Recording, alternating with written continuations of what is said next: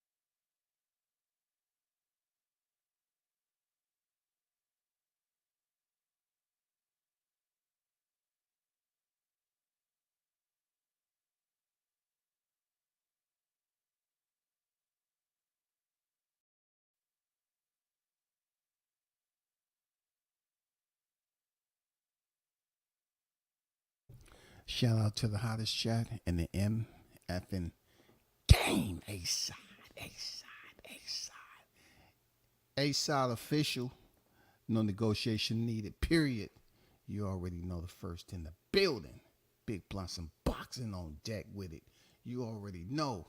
Shout out to you, man. Mike on deck. I see you. What's good? Mr. International Toby Bartlett on deck. Salute WCS in the hottest chat in the YTC. We're global, baby. We're global. Shout out to you, man. And salute to the boxing fans across the pond.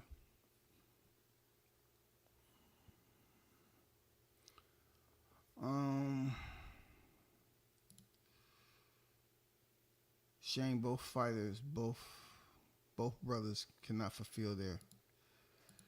So let's get down to it, man. As you already know, Jermall Charlo was the former super welterweight undisputed champion. Straight up and down. Straight up and down. There ain't no ifs, ands, or buts about it. It took him, a second chance to get it done. But straight up and down, he beat Brian Castano, and he ended up becoming the super welterweight champion. His record stands at a cool 35 victories, 2 defeats, 1 draw, 19 by way of knockout. He's 33 years of age. A lot of people don't know this, but his alias, outside of lines only, moniker is the Iron Man. You know what I'm saying? Height 6 feet, reach 73 inches. So his last significant fight to basically conclude and certify the undisputed champion as the super welterweight undisputed champion was May of 2022. He stopped Brian Castano in the 10th. All right. In the 154 pound division, his rematch, he's 2-0. You know what I'm saying? He ended up stopping, as you remember, Tony Harrison in the 11th round after losing his title to Tony Harrison. You know what I'm saying? He didn't lose his title to Brian Castano, but their first fight was a draw. Okay, so he came back. He beat him. He stopped him. Then, most recently, last year, September 30th, 2023, rather. He stepped in there with the man himself, Saul Canelo Alvarez, 59-2-2. And they went to a 12-round decision, which Canelo clearly won, and he dropped Charlo in the 7th round. Now, as you've seen lately, Charlo came off the WBO belt once he stepped in the ring and graced the square with Canelo Alvarez. He came off that WBO belt. They pretty much took it from him. And then after that fight was over with, several days after that, you know, he came off the IBF. He vacated that. Now, Sebastian Fundora, of all people, for those of you that may not know, you know what I'm saying, I've been paying attention to how important the Sebastian Fundora situation really brings us to the Rolando Romero situation. But I got mad respect from Fundora for many reasons, way more than Rolly Romero. And this is why. Sebastian Fundora is going to be on the card March 30th. Okay? He's going to be on the card. So therefore, Sebastian Fundora gets to come back and get an immediate title shot for the vacant WBC World Super Welterweight title. Okay? He was stopped in the 7th round by a memorable 3-punch knockout by Brian Mendoza back in April 8th, 2023. Everybody heard that. Fundora down and counted out in round 7. Now, when we had the opportunity to see Erickson Lubin drop him, but Brian Mendoza had enough left in the tank with the right fighting style to close it out. Now, coming back full circle, just short of a year, you know what I'm saying? Just short of a year, he's going to get a title shot against Bohachuk for the vacant. Now, this is a vacant WBC title. It's vacant. What does vacant mean? It stands alone. Nobody's getting elevated. None of that. This is a vacant title. This is a vacant title. Just like when we heard, you know, Josh Taylor, we found out that Regis was indeed fighting for the vacant. When people vacate titles, when we found out in the lightweight division, Shakur Stevenson was fighting Edwin De Los Santos for the vacant WBC title. You know what I'm saying? This title is vacant also.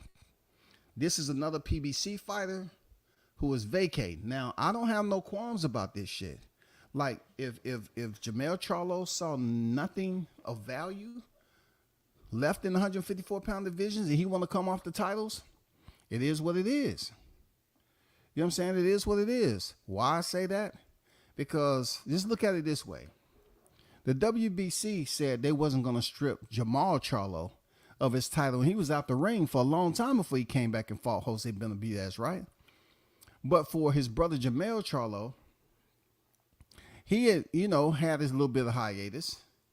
But at the end of the day, he went in there and fought Canelo, which had nothing to do with his titles.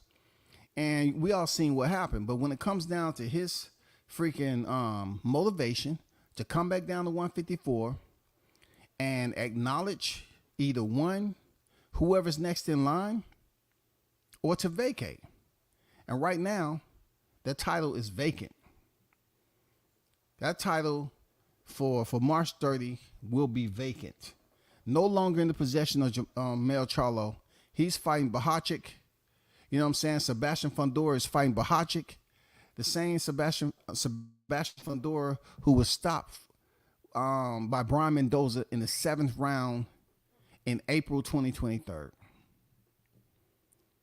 I don't have no problem with Jermall Charlo, you know what I'm saying, coming off this title. Because, you know, it's either up to whoever. Like, it's been plenty of undisputed fighters who didn't defend their titles. It's been plenty of undisputed champions who didn't defend their titles. So I take no credit in trying to, you know what I'm saying, belittle Jermall Charlo for coming off these titles. My only criticism to him is that, you know, he wanted to avoid Crawford as much as he can. So if I'm not mistaken, the WBA is the only title that remains with Jermall Charlo. Okay? I know people always want to go through semantics and talk about, this title and that, and this is how this works. If they're fighting March 30, that shit is set in stone. We can't sit up here and say, well, he actually technically is still the WB. Look, they're fighting for the vacant title. Everything Jermall Charlo wanted from that WBC, he got. Seriously, he got. He got as much as he possibly can out of that WBC. You know what I'm saying? Tony Harrison beat him. He was able to get it back. Then he was able to go in there and beat Jason Rosario, and then beat Brian Castano on the run back. So if he chooses to get off these titles and not fight a Crawford who was calling him out after he said he want to fight Crawford, that's him. He gonna have to deal with that criticism. So right now, what's my take on this for Sebastian Fundora? I see once again that boxing can emulate mixed martial arts if it chooses to. I speak about this in MMA all the time, how certain champions certain champions are losing their title and then having the opportunity to go right back and fight for the title they just lost, whether it via decision or knockout. And boxing is a little bit funny. In this case, Sebastian Fundora was knocked out, but I always said about Fundora, for real, I always said this, right? I said, Fundora, he was at the door, and he ended up getting what? The WBC interim world super welterweight title. You know what I'm saying? He ended up picking it up. And then, Jermall Charlo was doing what the hell he did. In April 2022, he beat Erickson Lubin. WBC interim super welterweight title. And then he went there and fought Carlos Ocampo. Went the distance with him. No Jermall Charlo. And then April 2023, Brian Mendoza, they fed him another hitter. Couldn't get Jermall Charlo in that shit. Ended up getting knocked out. So somebody's, repaying the favor, dog. For real. Somebody's repaying the favor. You know why I say that? Because we just seen Barroso, who was robbed by Tony Weeks. You know what I'm saying? He came back and fought for the interim again. Sebastian Fundora, who should have been in line to fight Jermall Charlo, he's coming back after being stopped in the 7th to fight for the actual title. Something he should have been able to do prior to getting stopped by Brian Mendoza. I'm happy for Sebastian being able to fight. I like Sebastian Fundora, man. You know what I'm saying? That goddamn tall ass damn tree with gloves. I like it, man. What I don't like per se is that Jermall say he want to fight Terrence Crawford, but made no effort in trying to make that fight happen. Now he only has one belt remaining, if that. Just has a single belt, which that's probably gonna get vacated. And we'll see what Jermall Charlo does at 160, because that's where he's headed. Jermall Charlo is headed to 160. Let me get back to this chat right quick. Shane, both brothers can fulfill the champion duties. Arnold Brown on deck. What's good? Salute to WCS, the hottest chat in the game. A-Side official. Appreciate you, man. One love to you, brother. So with this being said, it's wiping down a lot of residue that we had. You know what I'm saying? So we thought around about 154, we may potentially see, Zoo or Jermall Charlo. Now that we know we're not going to see Crawford fight Charlo, that's over and done with. For Zoo is an option, okay? Zoo is an option, all right? But I want to give, big salute to Sebastian Fundora, because he was in some tough fights. And the crazy part about his title fight is the fact that Brian Mendoza is not standing across the ring from him. The fight for that WBC vacant. Brian Mendoza, who knocked out Sebastian Fundora, was beat by the champion, the WBO champion.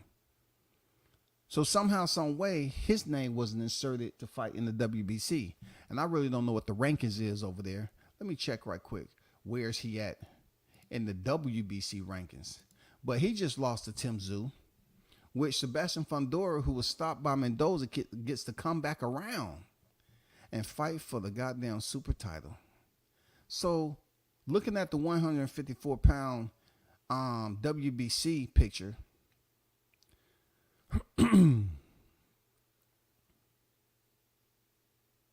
Brian Mendoza is 9th. Erickson Lubin sits at 5. 4 is Jesus Ramos. 3 is Sebastian Fundora. And 2 is Bohachuk.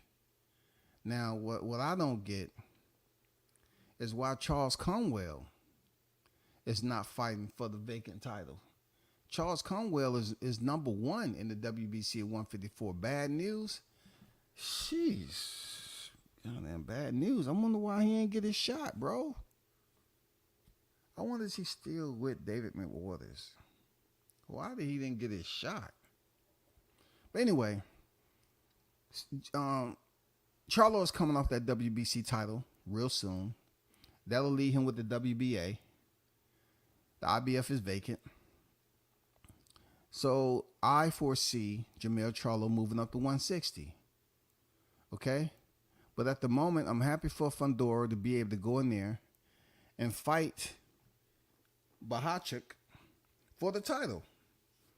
I have no problem with that, man. You know, salute to him for getting that shot, man. The dude is like 6'10" and four football fields and shit tall.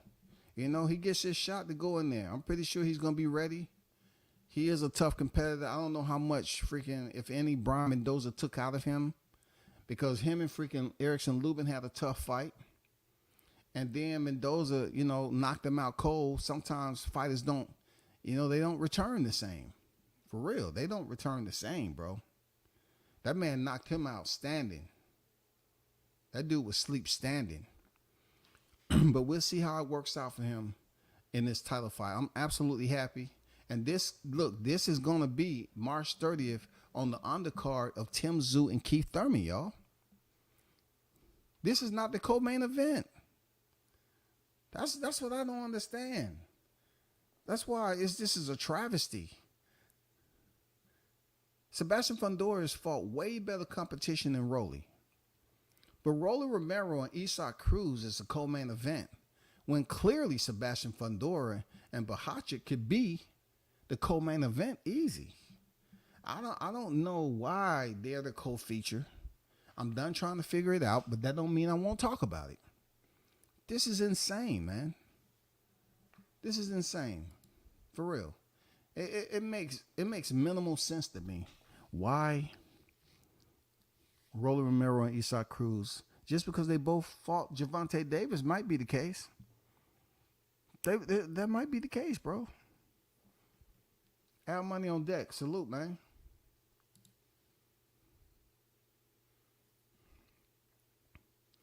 Going on Cobain, Tyler dudes holding the division up. Well, I'll say this. Charlo ain't holding the division up no more. You know what I'm saying? They gave him Canelo fight. Any one of us would have took that Canelo fight. So with that Canelo fight, he's coming off the titles. So Tszyu was able to get the WBO time he stepped through the ropes on that night. He vacated the IBF shortly thereafter. Now he came off the WBC. Sebastian Fundora is going to get that shot. And then you line up the WBA, bro. He's headed to one middleweight division where his brother's at. And possibly, you know, we got to figure out the catchweight situation. Like, will two Charlos be at 160 at the same time? Or, because he still has that WBC title. It would be good if they both fight each other. I talked about this years ago. I said, we want to see the Charlo make the highest payday of their career and the highest goddamn number turnout. All they got to do is fight each other. That's it. But they talk about their mom said they'll never fight each other in the ring, but they can fight each other outside the ring for free. That's just stupid. That's just stupid. You can fight each other outside the ring for free. But mama said, you know, we ain't gonna never fight each other, but you can destroy each other. You got your girls fighting each other on the ground, your ladies. But yet your mother say, you say, Y'all ain't fighting each other because of what your mom said.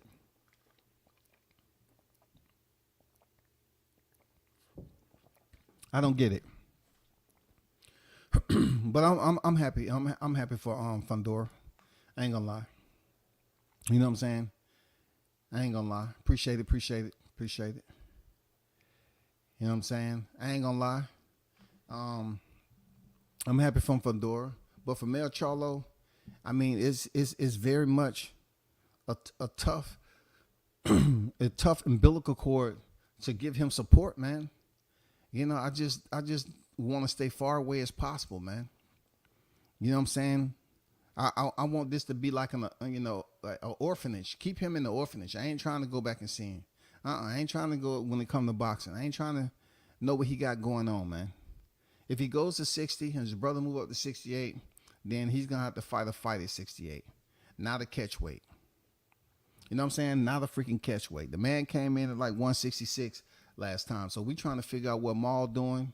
We think that Mel is gonna move up to 160, so we'll see how that plays out. And we'll see how everything else comes down to it, you know, with these cats, you know, fighting for these vacant titles. Kudos to them.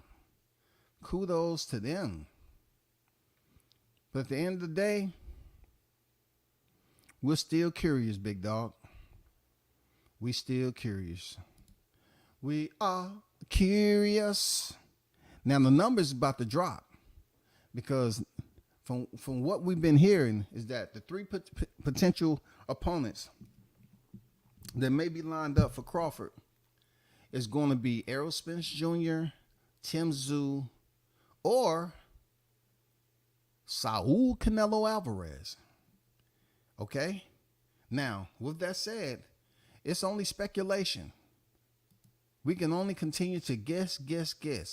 This is not one of those freaking game shows that we just gonna guess and if we keep on guessing right and turning over the squares, we're gonna solve the riddle. We're not gonna solve this anytime soon. But in my heart of hearts, y'all, I want to see a quality fight. Now, Boots' name have came up again.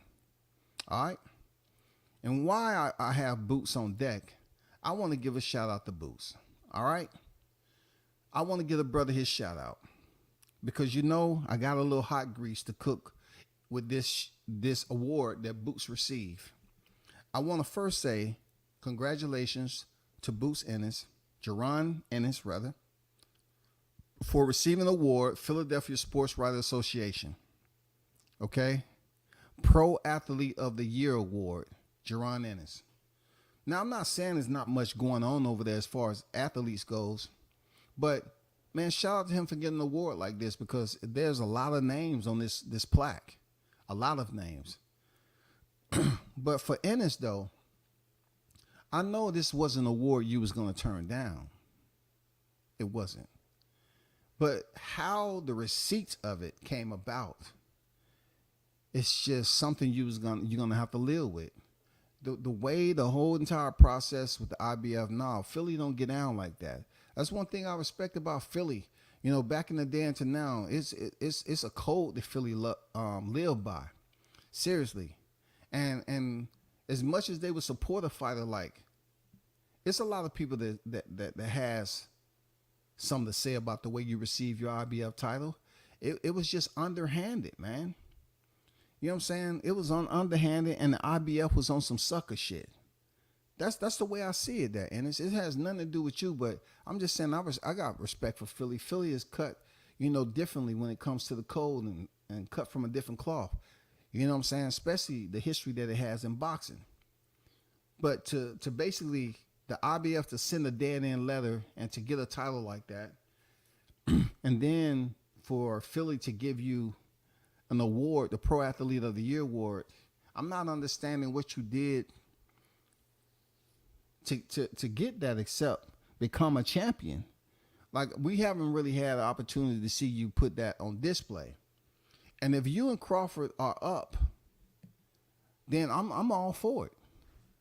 If you and Crawford are up, you know what I'm saying? Congratulations on Boots and that award. If you and Crawford are up, This is my only take on that. I'll definitely like to see the fight.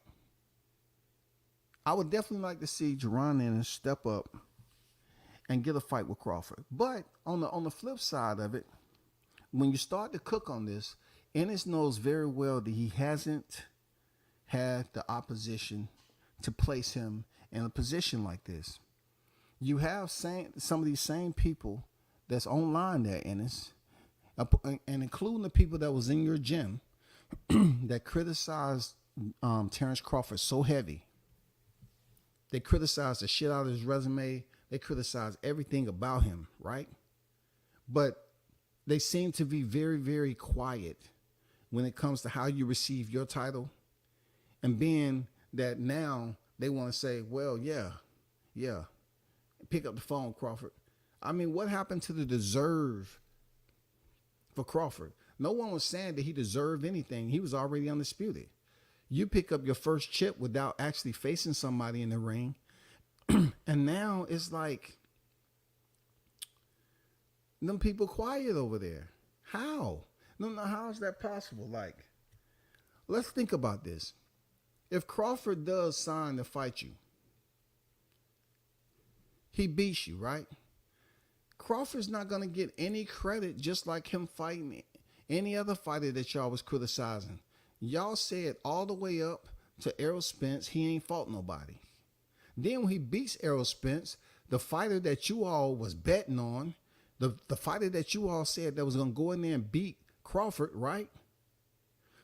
Y'all said he was nothing. He was weight drained. Y'all start making up excuses. So when Ennis goes in there and put on a performance like he did against Korean Chudikin or Ramon Villa, and Crawford dusts him off just like he did Spence, will Crawford get any credit for going in there and putting you on the left side of his boxing ledger in the green? Because I'm going to tell you,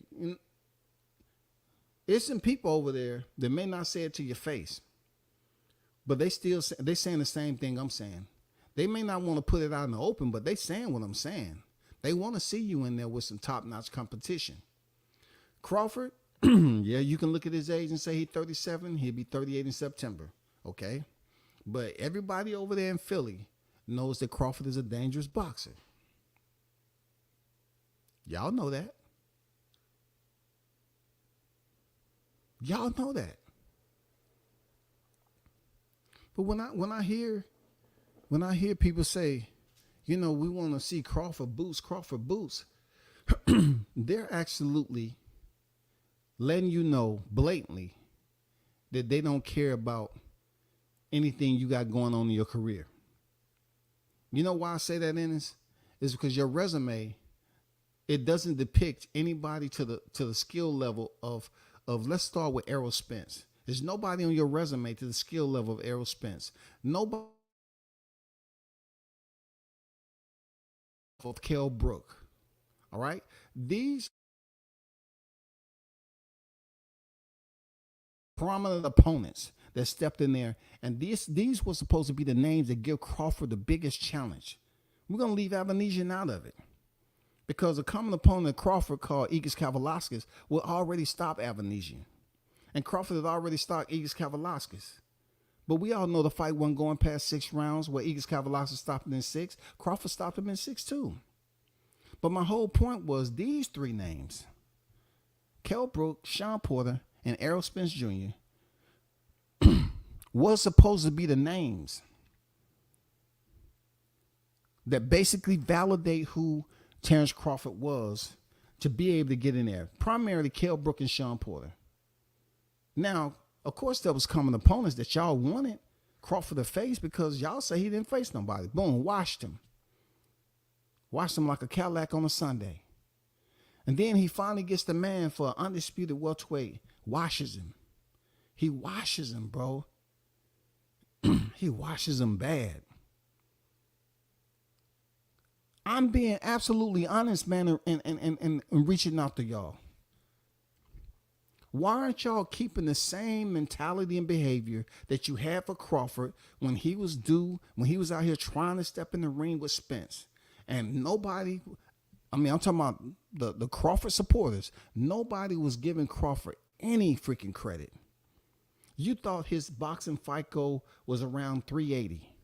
Y'all said nobody on his resume was worth mentioning. Nobody.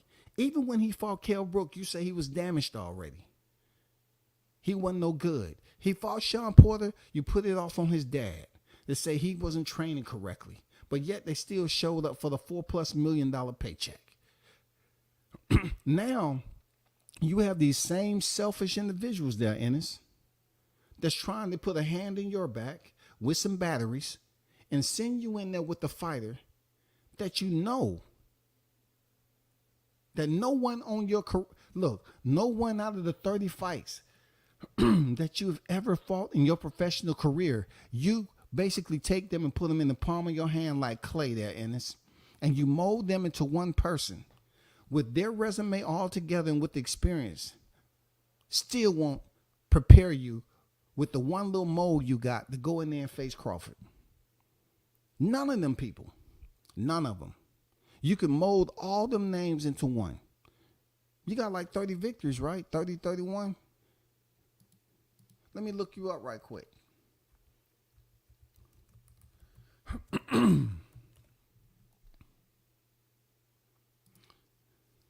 Jaron Ennis 31-0, bro. 31-0. If you take all 31 of those opponents there, Ennis, and mold them into one boxer, Crawford would still stop him. So what I'm saying to you, no one on your resume, starting with the well-known names of Kell Brook, Sean Porter, no one prepares you for this guy. No one. Not even Sergei Lipinets. Crawford stops Lipinets too. No one prepares you for a freaking Errol Spence at least. But yet these same people got battery packs and they're trying to push you in there with one of the most dangerous fighters in your career only because you have 31 victories. Now, you're absolutely talented, bro. And it's going to be a pleasure to see you work your way up through the divisions and everything and win these championships. Because I truly believe you're going to be a champion at 47. I mean, I'm talking about unified at 47. I see you get another title at 47. 54, 60, 68. You have the frame to go from 47 to possibly 175. It's in your frame to do that. But right now, as we speaking, while you still campaigning at 47, just like they was giving Crawford all those critiques and they was damn scrutinizing his record line for line, he was already had Julius Ndongo on his record for undisputed. Where's your Julius Ndongo, bro? Where's your Ricky Burns? Where's your Felix Diaz? Thomas Delorme? You know what I'm saying? Where is all the guys? Any of them that Crawford fought, just any of them. Where are they? Where are your Jeff Horns at? Where are your Jose Benavidez, your Igor Kavalauskas? Where are the credentials for these people that's putting a hand in your back to say you ready for Crawford, man? I know it comes a time and a place where you're saying youthfully, youthfully, I'm ready. I'm young, strong, but it's much more than youth, bro. We're talking about intellect. We're talking about boxing IQ, Ennis. Boxing IQ that you're going to have to deal with, brother. Are all those people that was criticizing the shit out of Crawford, are they really telling you the truth? Do Bozy really want Crawford to pick up the phone? Seriously, because at the end of the day, your father is in your best interest, man. And much respect to that brother. You know what I'm saying? Much respect. I got nothing but respect for, that father-son tandem over there. Black father-son tandem. This is strictly boxing.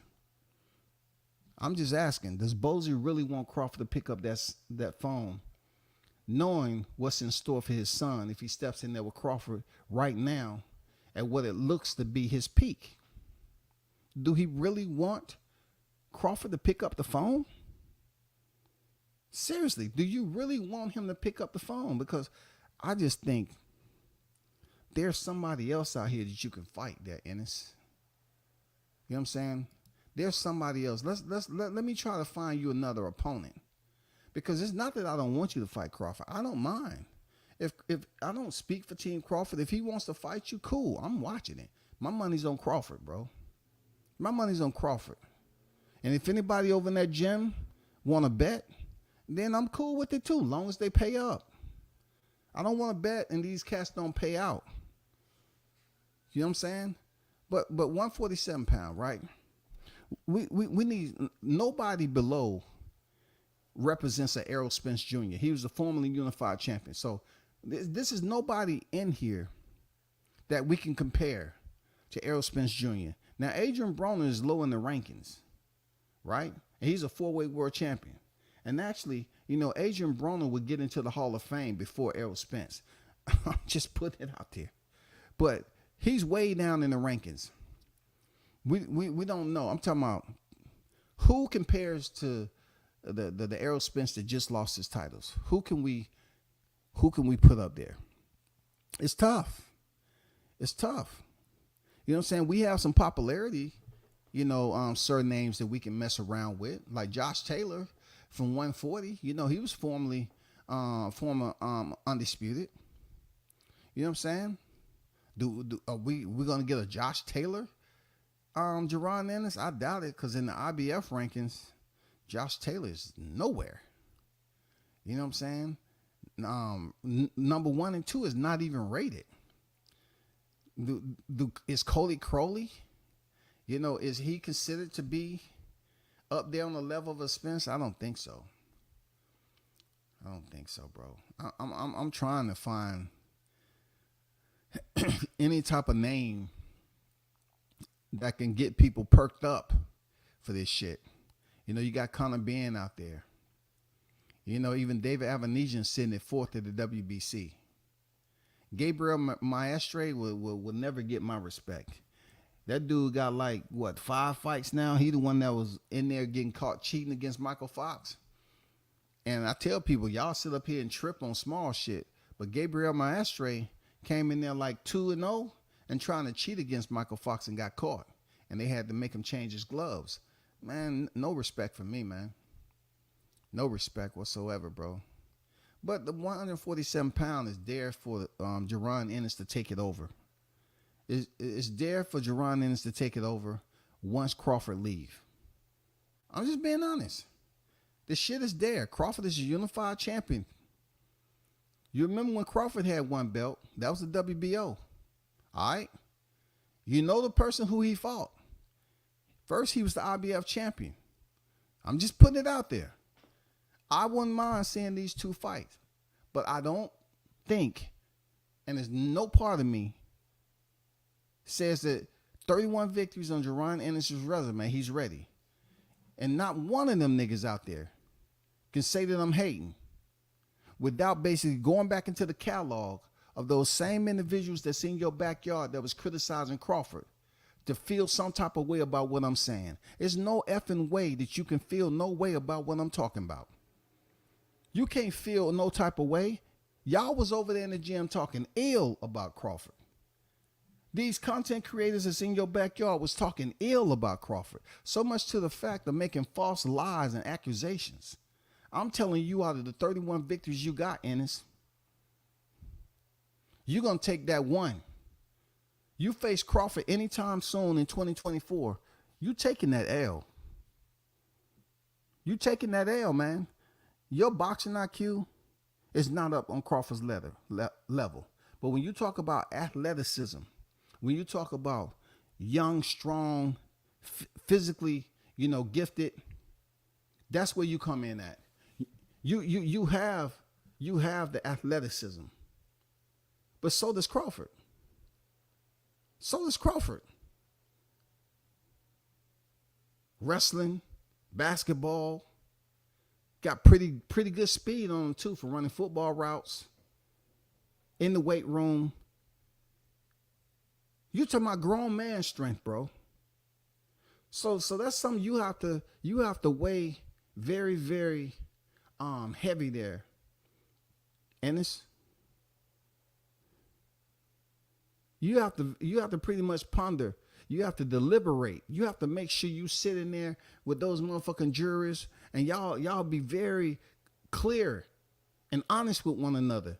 Do you want to go put that 31 victories on the line against Crawford and have that man at 37, 38 years old give you the L, and you say, well, I learned a lot today. That's why he one of the greatest. No. To put Philly on the map, Jaron, that's gonna be your fight. That's gonna be your fight. Above all else, there's Ennis. To put Philly on the map, you got to go in there and come out some different. You going in there and allowing Crawford to do what a lot of people believe he's gonna do based off your resume, it's not gonna be a good look. You know what I'm saying? I'm just being honest with you, big dog. Y'all talk ill. I mean, y'all was relentless. Y'all was up here saying you don't know anybody. Who is he? Sneezing avocado. I mean, y'all was just tearing the man's freaking resume apart. Y'all didn't think he deserved to fight freaking Spence. Y'all was talking crazy over there. But yet you get the title the way you do. And then when YSM Sports present the ultimate question to you, it doesn't get any clearer than this. He said, what would be the ideal? Or however he worded this shit. He said, what would be the ideal?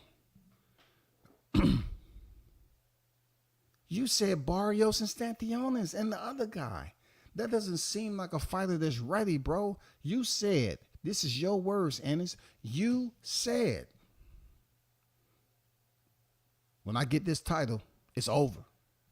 What's over?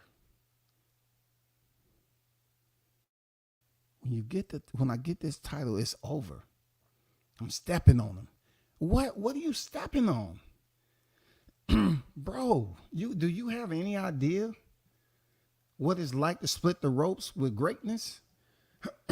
if you not really feeling that. See, look, I'm having to clear my throat just talking about this. Because it's a cold topic that you run.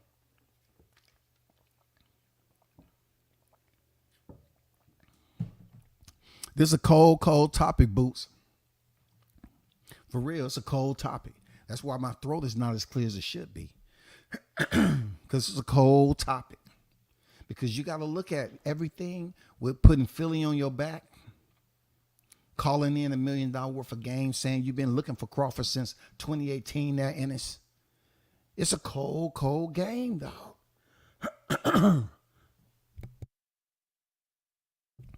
There's a cold game out here.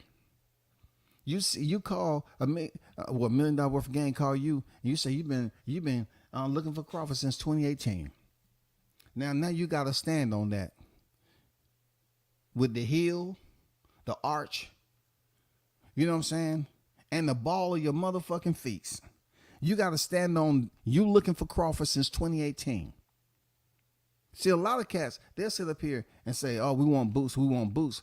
But they don't even know if they're certain that you will get the victory.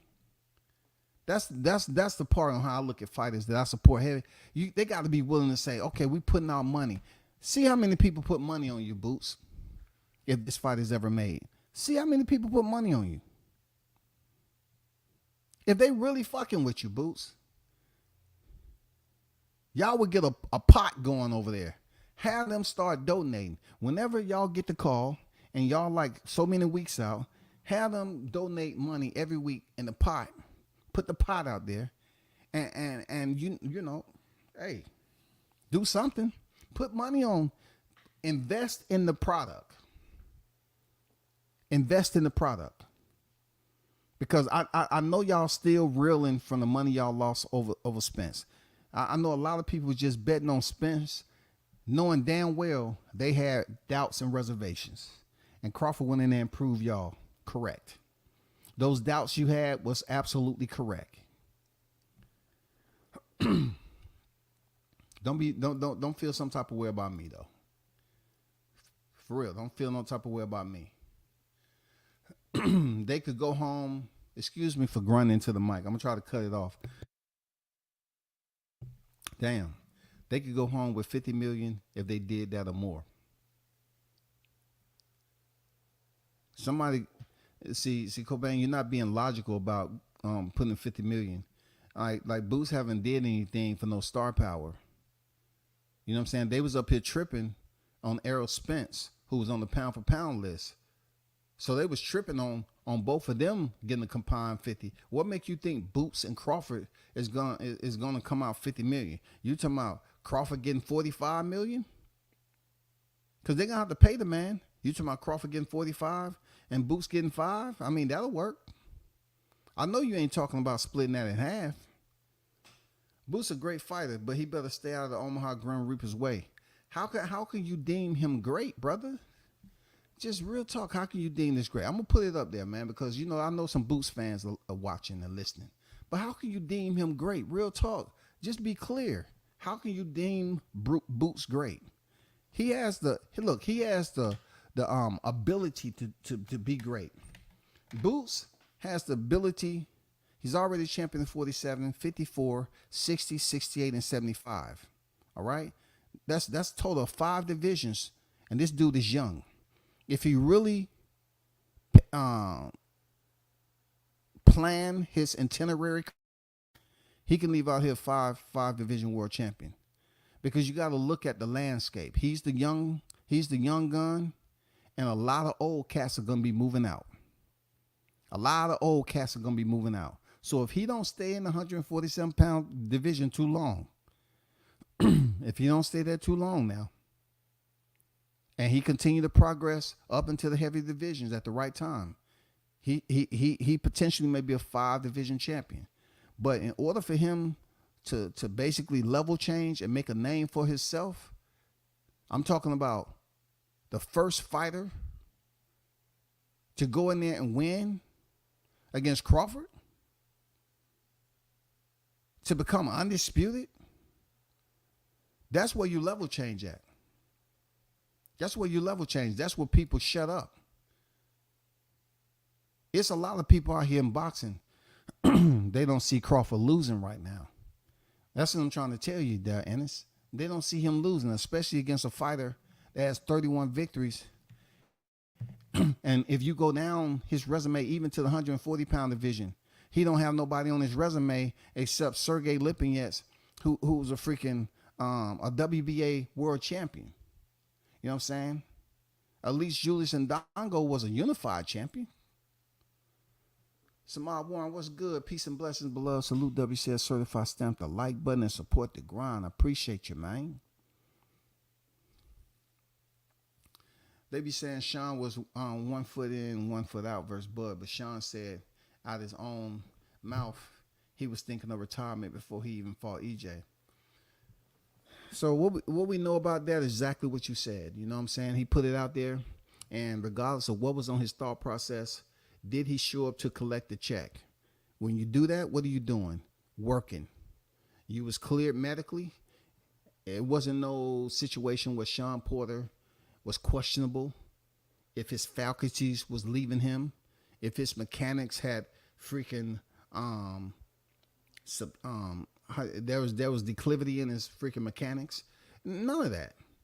No one said Sean Porter was dilapidated and he couldn't pull the trigger anymore. No one. People were saying, oh man, that's Sean Porter. He's always in shape. Always in shape. You know? Did you see Spence jumping rope singing Sam Cooke? Change is gone. Change is gonna come. Please, bro, chew that up. No, I'm gonna be honest with you. I don't see it. I don't really try to be the one that's hanging out on Errol Spence's IG. I don't hang out on his IG. I really don't hang out on fighters' IG like that. I don't, man. When I come across stuff, I come across it. But just to caveat of what you said, change is gonna come. Hey, dog. I don't feel like getting into this today. You know what I'm saying? It's the 26th of January, 2024. I don't feel like getting into what change is coming, dog. You know what I'm saying? Because I could be petty and say, I hope it's just the weight class that you're talking about. Because you think you're going in there and beating Terrence Crawford in a rematch, buddy, you're sadly misguided. You're sadly misguided. Now, hope is good. I love hope. I love hope, y'all. I love hope. Real talk. I love it. But hope isn't for everybody. You know what I'm saying? Hope isn't for everybody. Just like a dart to the heart. You can hope that little pinhole closes up. But there's no way that's going to happen if the blood keep on squirting out. You can hope. Oh, man, heal yourself. Coagulate. Come on, you can do it. Coagulate. But change ain't going to come. Change ain't going to come, man, for that little pinhole in your heart.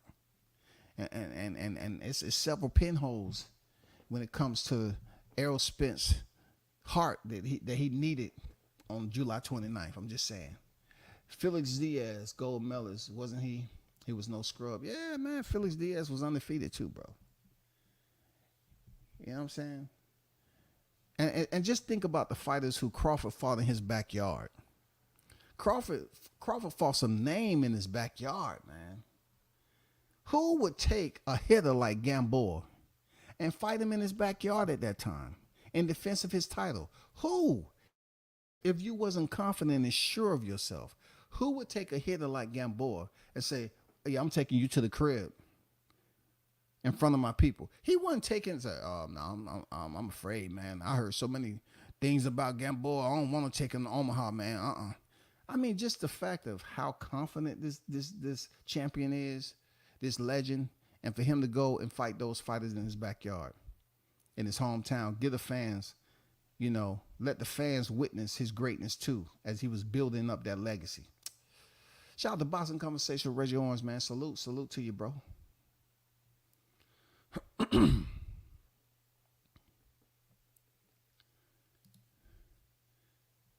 Man, his boots been in there with any future Hall of Famers.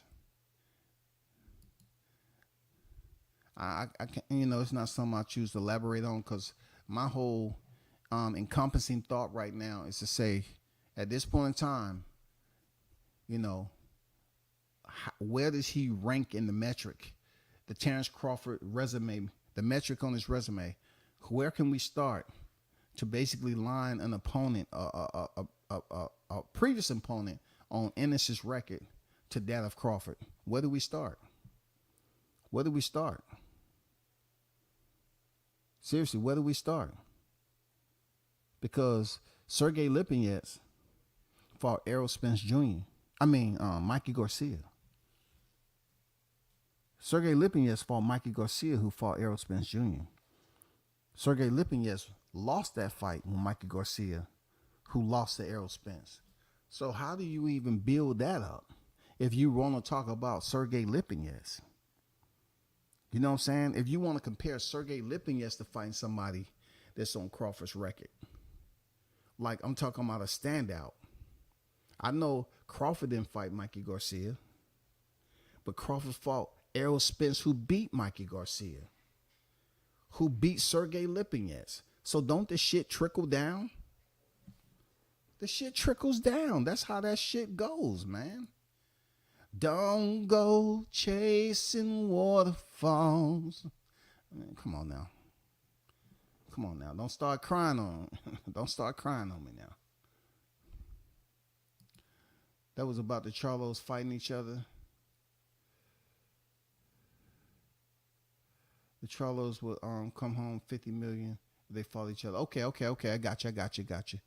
I don't know about that. The reason I don't know about that is because Showtime is not there no more. I don't know if, let's just say, Al Sheik wanted to get involved. You know what I'm saying? Yeah, if he wanted to get involved with putting on an epic fight with the twins, who kept on saying their mom didn't want them to fight, but yet they fighting for free outside the ropes. If Al Sheik can put that on, yeah, I might see 50 million with that. The Charlos freaking training at 2 different locations and coming in. Come on, man. I got Jermall Charlo all day. I got Maul Charlo all day. I wish they would fight each other. Get it over with. I think if the Charlo brothers was to fight each other, it would basically mend a lot of problems that they have in their relationship. Real talk. I think they would be better off. For real. I think they would win or lose. I think it would be much more respect there. Because Big Charlo gonna say, hey, I told you I was Big Charlo, goddammit. So I'm gonna let you know again. Like I said when I came out to your fight with Canelo.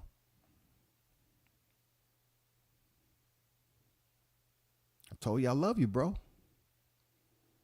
But then, when Maul Charlo had his fight with Jose Benavidez, Mel Charlo was nowhere in sight. Didn't show support.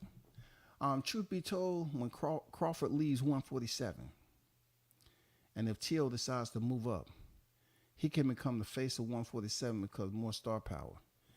It depends on who he fights, though. You know what I say about T.O.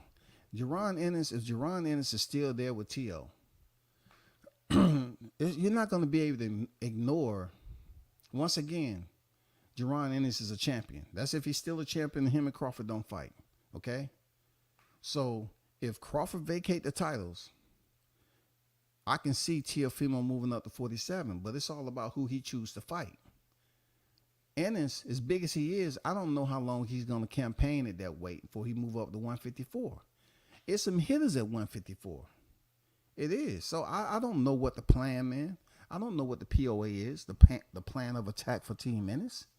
But you know, if T.O. move up there, man, I always say T.O. is, man, more talented than people give him credit. You know what I'm saying? But I'm really focused on Ennis right now. Because you brought up a good point. We don't know what's going on with the unification process at 140. We got some circus acts that's supposed to take place at March 30th. So we don't know if it's going to be a unification. We have two former undisputed, 135-pound champions up there at 140. So we don't know what it's going to be like when one of them choose to move up to 47. Devin Haney supposed to weigh 165 when he fought Regis. How long is he going to be at 140? I don't know. How long is freaking T.O. is going to be there? I don't know. But if anyone move up there after Crawford vacate those belts, will they fight Ennis? Will Ennis be available? You know what I'm saying? Will he still have his title? Who knows? Who knows? That'll be a good mix-up right there. And then you got some other names as 140 that's going to be moving up soon, too. You got to think about Matias. He's probably going to be moving up in the future. You know what I'm saying? It's just going to be some fighters that's moving up. It's going to be the transition once again. It's going to, as we call it in the core, the turnover. You know what I'm saying? It's going to be the turnover. You have a person that's incoming and you have a person that's outgoing. So however that works. But back to Ennis, though.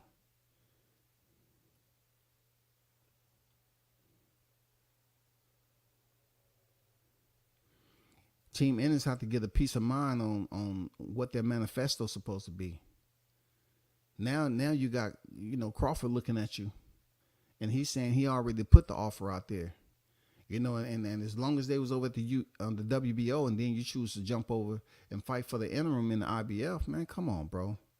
And you can't sit up here and be the IBF champion, and Crawford don't have it no more, and then want him to pay you attention. It's just all bad, bro. It's just all bad. Nope. Y'all can go around here and talk about, Crawford ducked Ennis all you want. This shit is gotta get no play. Just like Shawty Lowe used to say. You get no play in GA. Nigga, fuck what you say. You get no play in GA. Nobody's gonna give you play on that. Nobody's gonna give you play after him going in there whooping freaking Errol Spence, and then they say he's ducking you. That shit sound good, just like a kid opened up a 3-page book and it has sound to it. Wow. I never heard a book that plays. I mean, come on, that shit gonna play out. Kid open that shit up 3 or 4 more times. That motherfucker going under the bed. No, that shit ain't playing. You're gonna have to take drastic measures. You want to get in there, because Crawford already put it out that you was a theater fighter. The only way you change that shit, because hey, it's been some world champions fighting the theater now. T.O. has fought at Madison Square Garden. He fought in the Hulu Theater. He fought Sandor Martin in the Hulu now. Hey, the champions fight in the theater sometime now. But I'm talking about elite status there, Ennis. Crawford is an elite. He is an elite, bro. I don't know why them cats over there continue to try to put you and Crawford in the same boat, just like they try to do with Errol Spence Jr. Terrence Crawford was never on the same level as Spence. He was on the pound-for-pound list ahead of him every single day he was on that bitch. He had more to his resume. And these individuals continued to try to level them out as they was equal boxers in the division. You and him are planets apart, bro. Planets apart. This man is 2-time undisputed. Still on the pound-for-pound list. Everyone. What more do you want him to do at welterweight? You sure you want this man at welterweight, Boots? Are you sure? Are you absolutely certain that you want to be the next, man? These cats, man, I'm not believing what they trying to sell to the people, man. They trying to disguise fruitcake as bean pies or something. Man, these bean pies look a little different. No, they bean pies, man. They just that new organic bean. No, man, that's fruitcake right there. I seen that shit before. It made me go straight to the bathroom, for real. Y'all gonna have to figure it out. Y'all sure y'all want him at 46? Are you sure, bro? Are you sure that's what you want with 31 victories, 0 defeats? Are you sure that you are not correcting these individuals that say that you, Ennis, is ready for Crawford? Are you not correcting them like you did when YSM asked you the question about the ideal fight? You need to correct them. You say, hey, when it's for certain when the contract, I'll get in the fight camp and I'll talk to you after the fight. But you can't just run with the narrative and be like, yeah, I'm ready. You might mentally feel that you are ready, but if you have a little bit of doubt that causes you heartburn and get your stomach to feel tighter than it usually is, then you ain't ready, bro. Cause you got to be all the way ready. You got to know that you can go in there and you better than Crawford.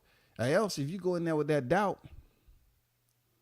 and you be trying to make changes and shit, just impulsive changes on the fly, you can't do that with a fighter that has a boxing IQ like Crawford. You can't do it, Ennis. You can't just make those adjustments. No, you got to remember what Bomac said, the Diddy James, man. Y'all never went up against them. Y'all never.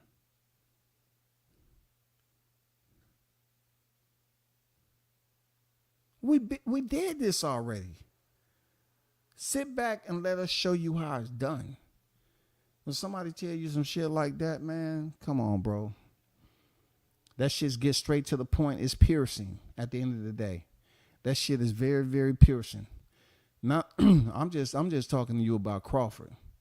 In between time, when you got a minute, you got to deal with Bomac. You with Red Spice. You got to deal with Esau. You got to deal with all of them in preparation. And I'm going to leave it at this, Ennis. Though you have the youthfulness on your side, this won't be the last time I talk about this, because every time I see shit that's posted out here, and I know, and I'm looking at those content creators supposed to be, they supposed to be on your side in your backyard. They supposed to be telling you, the truth and keeping it honest, right? But I'm gonna tell you, like I said to Spence, at this point in time, there, brother, I don't see you outthinking Crawford in the ring. It's going to take more than your physicality. It's going to take much more than that. It's going to take way more than that. than your physicality to go in there and beat Crawford. Not only that, at this point in time, based off your last 2 fights and the other 29 before that, your boxing IQ is not on the level of a Terrence Crawford, primarily because you haven't had the experience to contend against opposition on the elite level to even bring you close to being competitive when it comes to the boxing IQ. Not only that, Crawford is that much greater than you right now, even at 37 years old. The odds maker is going to have Crawford as the favorite, Boots. They're going to have Crawford as the favorite. Once again, to layer up, I don't see your pops in respect to him out coaching Brian Bohachuk. I don't see it, bro. I don't see it with my eyes open. I don't see it with my eyes closed. If I go to church and I want to have an out of body, I want the spirit to touch me, the spirit gonna tell me. And you know what, Scotty, I don't see it either. But thank you for attending the service. God bless you. The spirit ain't gonna tell me that he see it. I don't see it, bro. I don't see you out thinking Crawford in 12 rounds. I don't see you out thinking him tactically, strategizing, going in there trying to execute a game plan to become undisputed at 147 with a pound for pound great. I don't see it right now. I don't see the knowledge that we all witnessed once again with Brian Bohachuk. I don't see Bozy out coaching Bohachuk. I don't see him telling you anything that you can say, okay, you're right. That I ain't think of that. I don't see it. And that's just a general, panoptic type view, like instructional view. I cannot visualize y'all stepping in there 147 at Crawford's age 37, 38. And seeing you out think Crawford in the ring. Though you might have success early on, I truly believe you will find yourself in a situation that you may think is going to get better, but it doesn't. I don't think you know what to do when it doesn't get better, because you haven't had anybody on your resume to take you through that yet. There's no one on your resume, Boots, in 31 fights that has given you the curriculum that you're about to experience if you ever face Crawford in 2024 and 25. Nobody.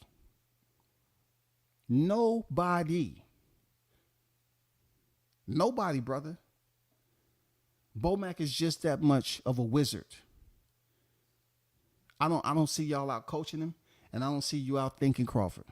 So you can get with some of the content creators, all these boxing experts, and maybe they can come up with a game plan. You know what I'm saying? Maybe, but understand this. Those same YouTube boxing experts that you might get advice from outside the ropes, don't have them close to the ropes on fight night. You better tell them to stay far away from that shit. Hey, Boost, it's humor to this shit. It's boxing, big dog. I gotta continue to emphasize this respect. It don't go no way deeper than that. But I'm saying, don't bring them content creators close to the ropes, dog. Because I'm gonna tell you, there's a lot of content creators that was too close on July 29th, and they ain't never been the same. A lot of them shut down their channels, and they was covering boxing, and then they watching cricket. For real. Now they turn to checkers. Connect Four. They a board game connoisseur now. Whenever this shit they look on their phone, they don't go on YouTube no more, and they goddamn unfollowed all they freaking boxing channels. Please don't bring these content creators to the if you get a fight with Crawford. Don't pause. I'm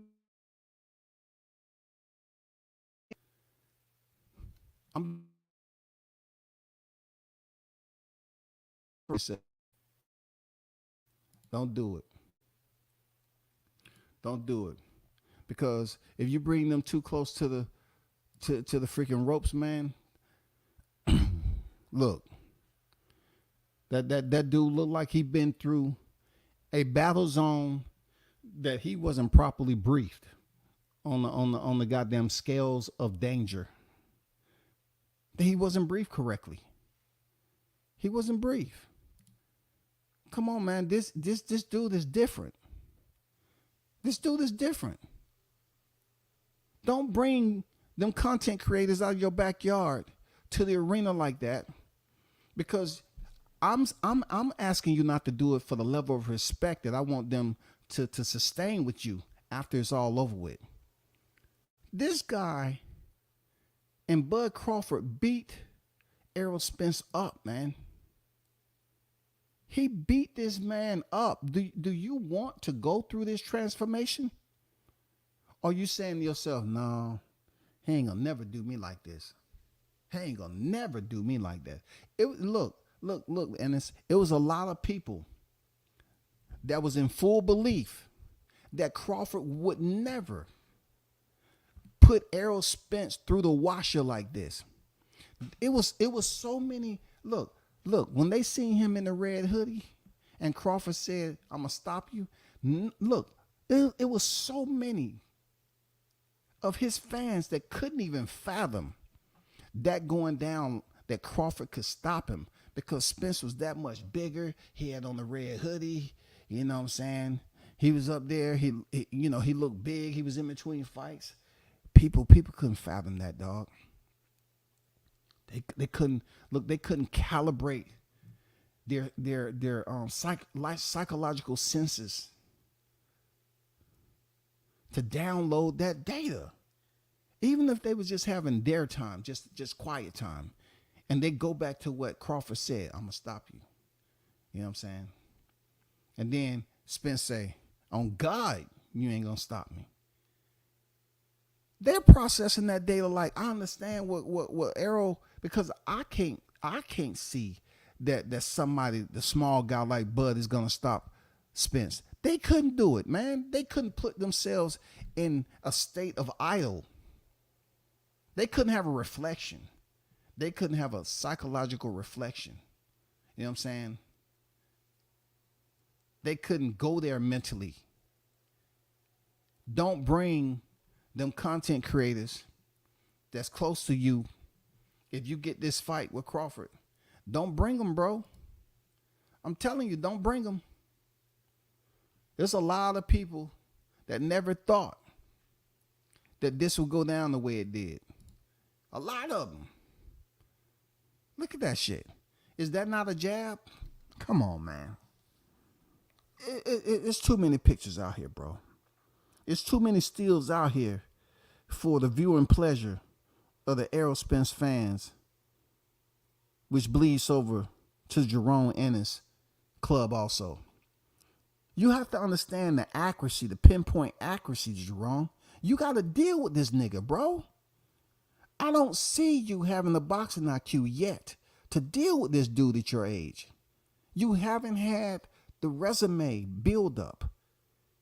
I'm not fucking with you because y'all was over there and plenty others on this whole landscape of boxing was basically discounting everything that you saw on Crawford's resume, even him being an undisputed champion. So how can we come over here now and crack open the textbook and read your resume any different than what we was reading about Crawford's? When people was looking at all the accolades he had, all the way up to his third division, all stoppages in defense of his WBO title, but go over here to your resume and be like, and how did he get the IBF title? He didn't fight Crawford for it. I'm talking about a casual fan jumping in the conversation. Then Crawford, I saw that shit on Vegas. Didn't he have all the titles? So Ennis beat him for it? No, man. His legal team sent in some paperwork. And they tried to get Crawford, that was already locked into a contractual, rematch clause. They said, hey, go in negotiations. So, just some boxing grimy, slimy shit. Okay. So how did he get it though? Oh, they just stripped him of it. Oh man, that's fucked up. I mean, it's nobody out of the 31 victories, man. And then the dangerous part about this shit, when you just bypass and leave that alone, because we can't change the box rec, but we can change what goes on the box rec. You know what I'm saying? We can't change what's on the box rec, but definitely we can change what goes on the box rec. And I'm going to tell you, big dog, you're going to need to understand that changes need to happen. When you're in the ring with this monster, you're going to have to come to a realization that I'm ready to visit areas that I'm not prepared for. And you're going to have to figure it out. You're going to have to visit those areas that you ain't prepared for, big dog. And you know what? Being in there with Crawford is not the time for you to sit up here and say, you know what? What better time to try to figure this out? It's a perfect time to try to figure out how to go in here and come up with a game plan to beat this nigga. This is it. No, that ain't it, bro. You have to come up with a game plan before that shit.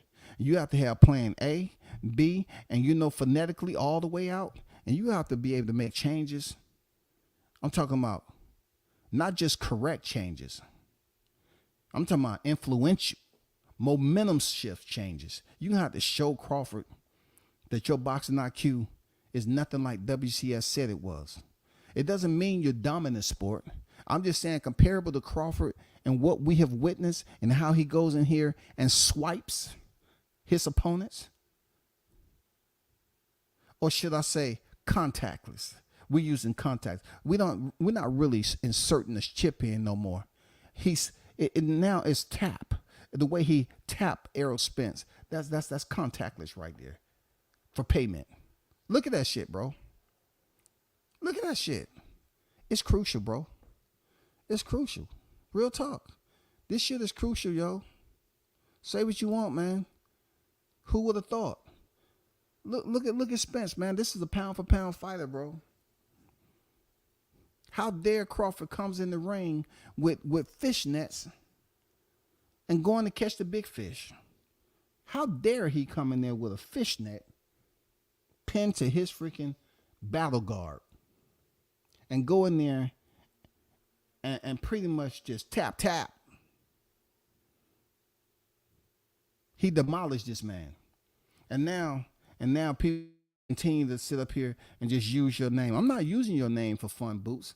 I'm telling you as an older cat, man, out of respect for you and your father, that when y'all continue to call, I still go back to the YSM question.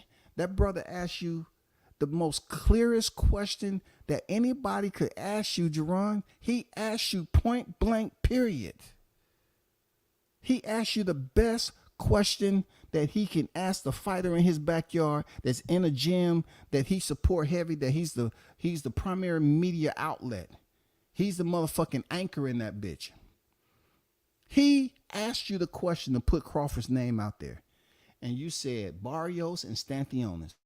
I could never blame Jamil for asking you the wrong question. I can never go and say, well, as much as Jamil is around that gym over there, he don't ask goddamn Jaron Ennis no hard questions. He don't ask him shit dealing with Crawford. He don't ask him this.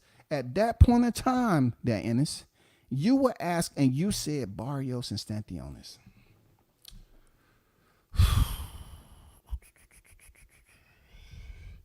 He said Barrios and Stanthionis and the other guy. Am I right or wrong? He said Barrios and Stanthionis, bro. Jesus Christ. Jay said, truth be told, when Crawford leaves 147, T.O. decides. I read that. And I'm not discounting what you said there, Jay. T.O.'s going to be that star. He's him, man. You know what I'm saying? He's him, what he do. If T.O. gets 3 to 4 good fights and gets adjusted to 47, him and Boots could be a mega fight. I don't know, because Boots is a big 47 pounder. I don't know how much longer he has, as far as, we don't want another Errol Spence drama show, okay? I'm going to use Triple G. We don't want another Errol Spence saga Boots is big. Him standing at 147, I don't know about that, man. That's what I'm saying. You got a title, Boots is not going to be there for a long fucking time. If he chooses to, something's terribly wrong.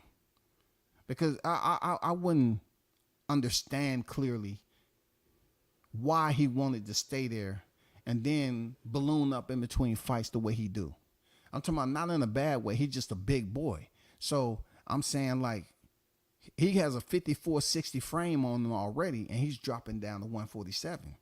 He don't have to stay to 47 that long, but he does know if he move up to 54, he want to go up there with some what? VIP service. He want to jump the line and be able to get in for a title shot and start stacking away those divisional titles just like AB did. AB got them shits early. Bud can make adjustments on the fly. He ain't gonna wait to go to the corner. Dude different. Hey, you understand what I'm talking about? That's all I'm saying. You understand where I'm at with it. You know, when I hear cats always talking about, you know what I'm saying, the same reciprocated info that they done heard me talk about with Bud before. They don't understand. I gave Errol Spence zero chance of beating Crawford based off a lot of variables. These dudes that get on here and say a fighter won't beat a certain fighter. Crawford won't beat Spence because he ain't fought nobody. You know what I'm saying? That's not why I was saying that he didn't have 0%. He had 0% chance of beating Crawford. I wasn't talking about no liking. With no liking, I was talking about physical strength and intelligence, and what I've been looking at as Crawford coming up through the ranks, and how he's been disciplined in his professional. You know what I'm saying? I was looking at all those areas. That played a huge factor.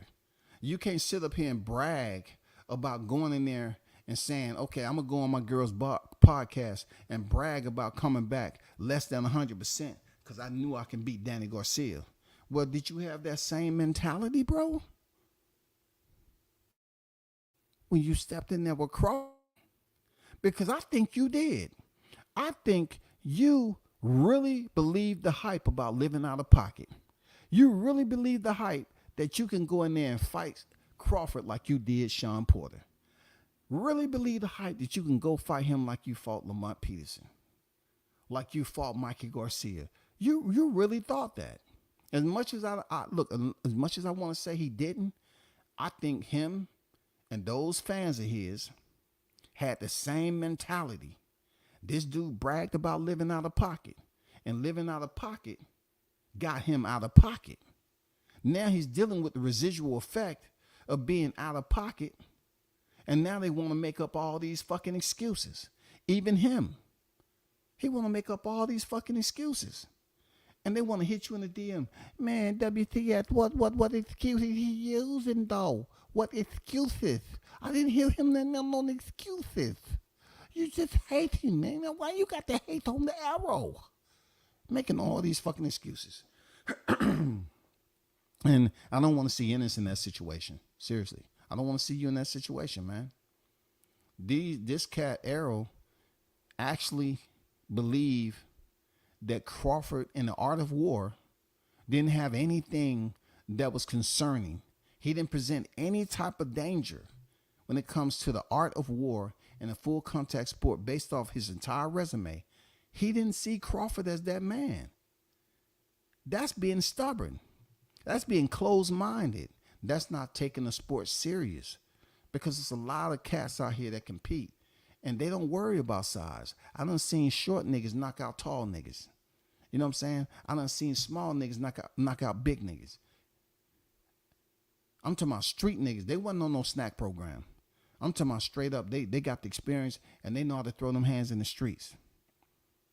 But somehow, when I listened to the Errol Spence fans, they was up here just saying big, big, big.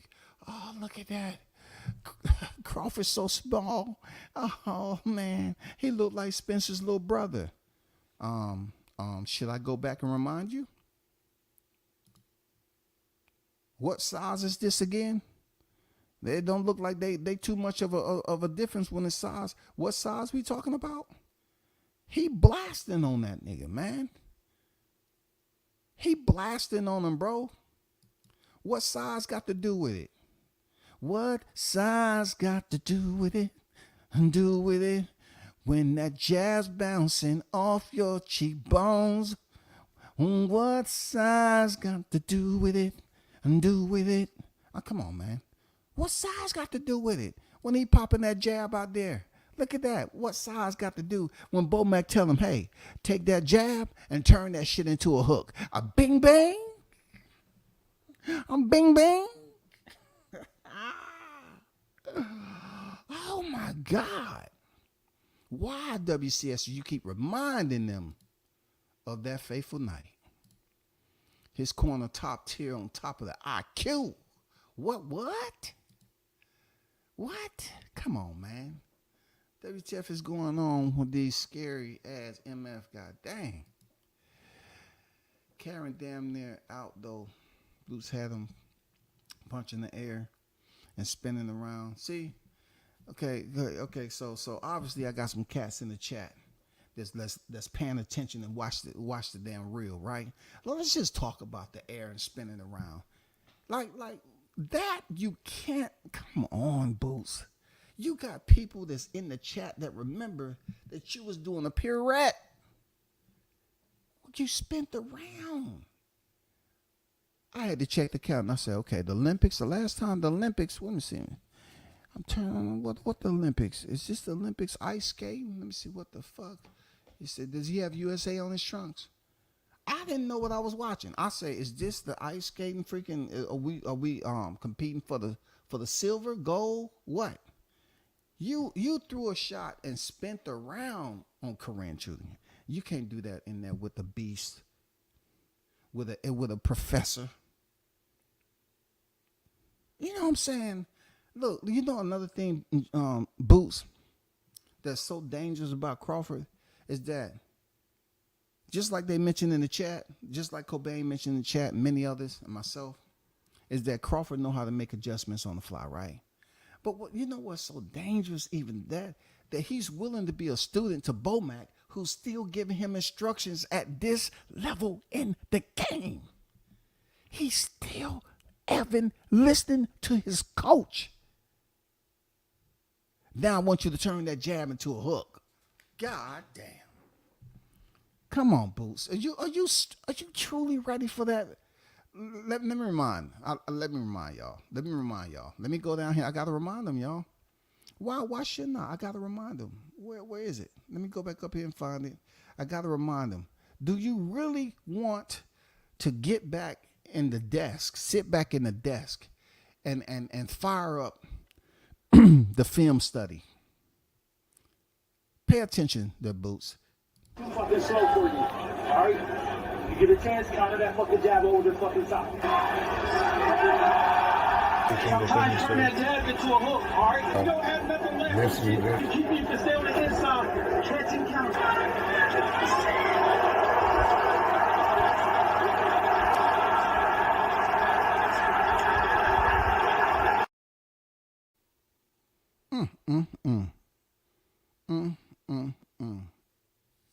Shout out to Eric on deck. Bud knew after the first round he had nothing to worry about. I love the fact that he was busy talking shit to Charlo, doing knockdowns. Bud is on his way different. See, here we go again. We got somebody else that's been paying attention. You know what I'm saying? They actually, gauged over and looked at the fight several times. I didn't even mention that the whole damn live. This whole live. I never even mentioned that because I wanted to keep it professional. I didn't even mention the sidebar conversation he was having because I wanted to basically keep it directly on the curriculum. I wanted to speak about the perception of what's going on outside of the ropes with these cats that's putting a battery pack in Boots and saying, yeah, Crawford. It's okay to keep on getting into the choir and singing the same motherfucking tune with the same instrument. But on fight night, You know what's going to be playing? The motherfucking drums. Yes. The motherfucking African drums. It ain't going to be no harmonica, no flute. It's going to be like them goddamn animal movies when they goddamn, you know, that motherfucking monster is on his way inbound to feast. You hear them drums.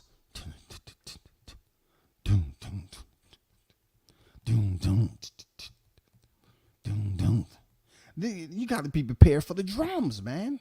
Y'all keep coming in here talking about Crawford. No, you can't do that. You can't come in here playing a flute when a motherfucking monster is inbound, dog. That is not going to get you ready and prepared for what's about to go down. It's not. It's not, bro. It's not. I didn't even bring up the sidebar conversation. See, then I'm looking at a person that was so confident in themselves. They said, why not go in here and antagonize the shit out of Jermall Charlo? Because I'm in control of this motherfucker right here. I'm at work. Nigga. I'm at work. What you gonna do about it? I'm at work. Shit. Who you gonna complain?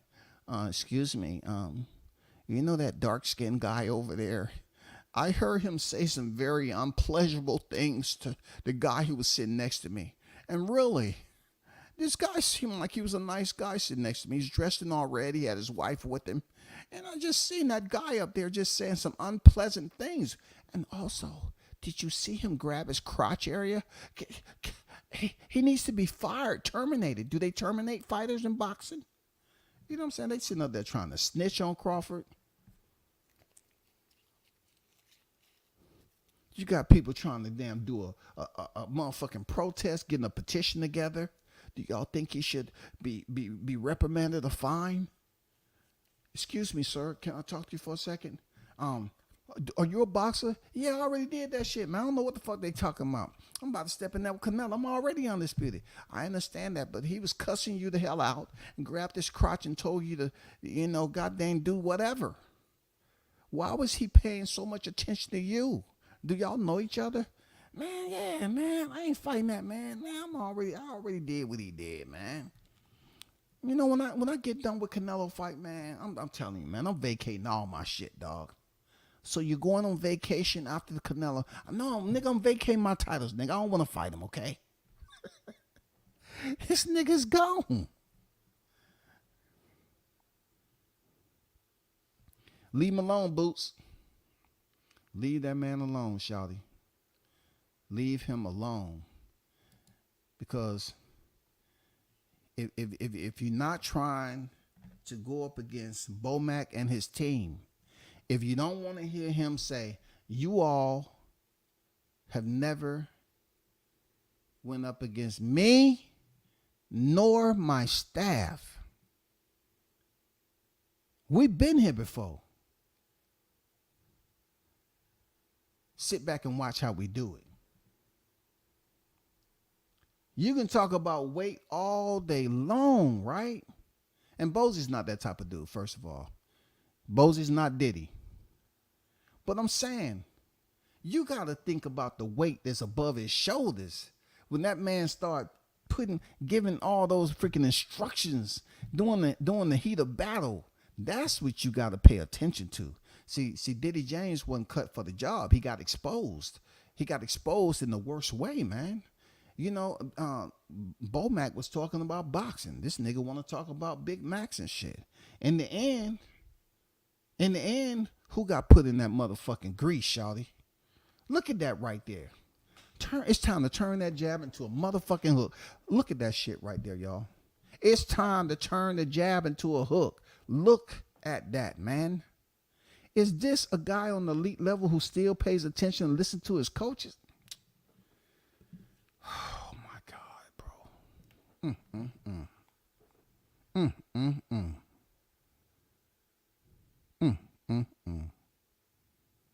It was bad. I know it was bad for him to watch. I know it was. They knew it was. They got too close. They wanted to plan a private trip and thought for 1 second that there was going to be a group photo at the end of that bitch. That was never the fucking plan. If all you had to do is suck up your pride and say, hey, let's hit WCS up and see if he willing to stand on that 0%. If that nigga stand on the 0% on fight week, then we may want to reconsider going into Vegas on this private trip and sitting there and watching what's about to play out. None of them called me up. I would have said, listen, I don't know what you got going on in your personal life. I don't know if you caught up on all your bills or not. I don't know if your AC went out. I don't know none of that. But this is what I want you to understand. Okay? Somebody told me y'all planning a trip out to Vegas. And being that I know you're a group of aerosexuals, all I want to tell you is that practice on your breathing. When you see what's about to play out in front of you in the second round to the ninth, breathe. Don't hold that shit in, goddammit. I don't want you, don't do it. Practice on your breathing because it's going to get intense. If I had any type of advice to give you, I say stay far away from damn T-Mobile Arena because shit about to go down. But of course, the YTC, they hate us. You know what I'm saying? They don't want to listen. They wanted to plan a trip, thought it was going to be a friendly old, hey, put your T-shirt on, smoking a bud pack, put it on. Did you put your T-shirt on underneath? Yeah, I got it. This is going to be epic. And God damn it, when that massacre started to play out and these aerosexuals looking around for security and one of them started to leave in between rounds, go get security. And they ran up to security. Sir, can you help us, please? Do you see the crime that's happening inside the ring? Yes, it's a boxing match. That's what everybody here for. Go sit your dumb ass down.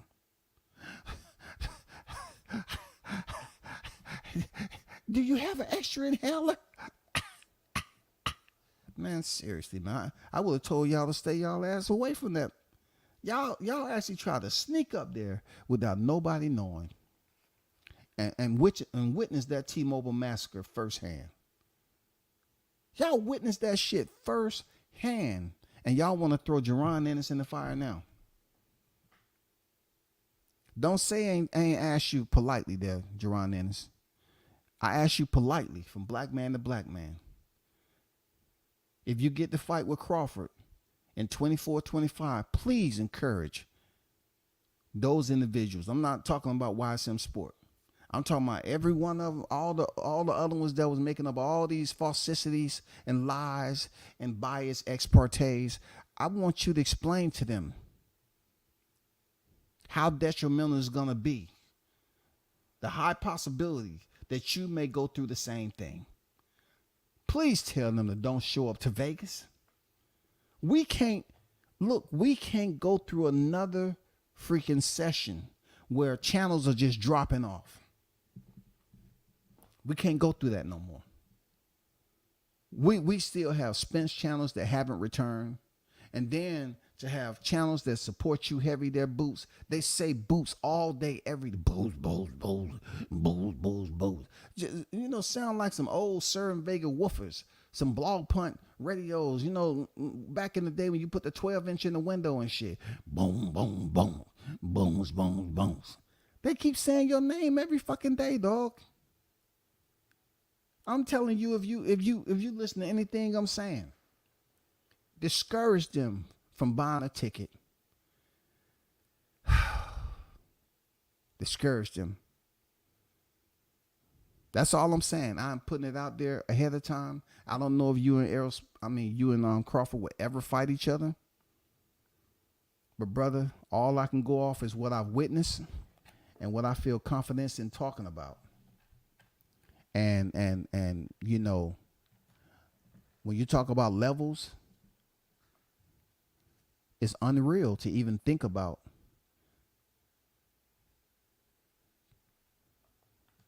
That based off your resume, you're ready to go in there and go through that fire, brother. You can't run and expect to win. You got to stand and fight. And, and see what happened then. You can't just go over there and say, I'm going to keep my space and I'm going to out jab him. Do you see how the jab turned into a hook? Their boots. Do you see the look on Errol Spence's jawbone? Do you see that? Brother, you need to pay attention. Do you see that? Do you see him sitting on a stool, contemplating retirement?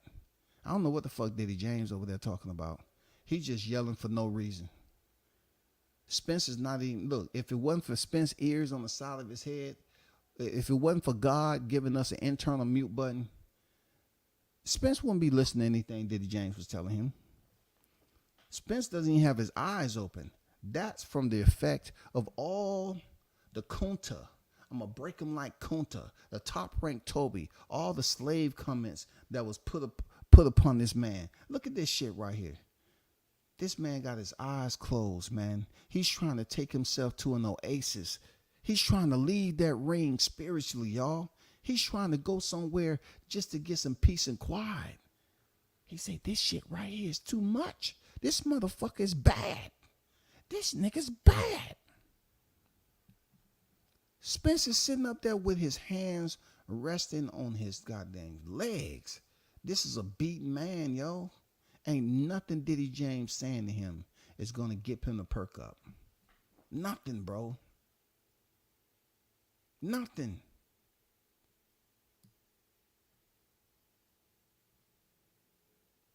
Shit ain't no joke, bro. Come on, man. That's a pure jab right there. How can Spence not prepare himself for that? That's a jab right there, ain't it? That's a jab, ain't it? Look how they was gonna underestimate that man. Look, this is after the fight, right? Was this after the fight?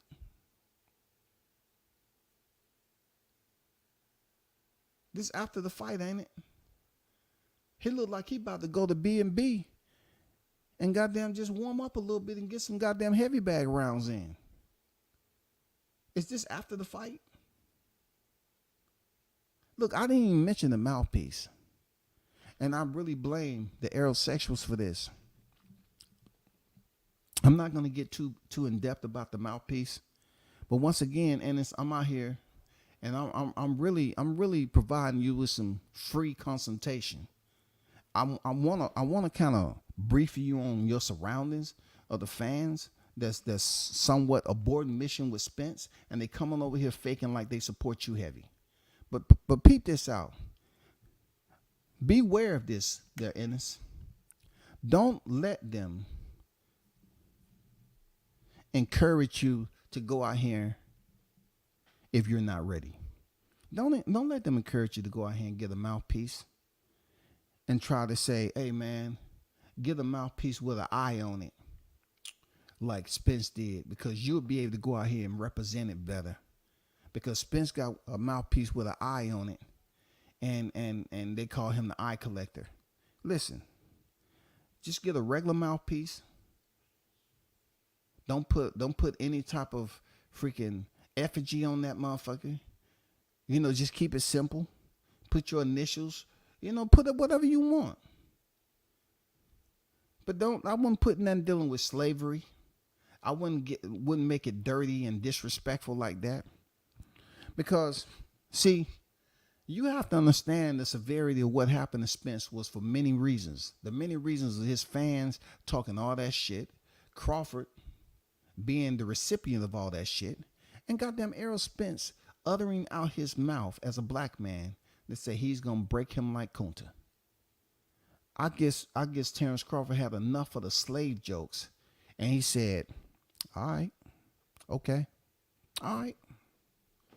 They keep on wanting to throw this slave shit in there. Okay. Nope, all right, for sure. All right, cool. I'm gonna break him like Kunta. I remember the people laughing.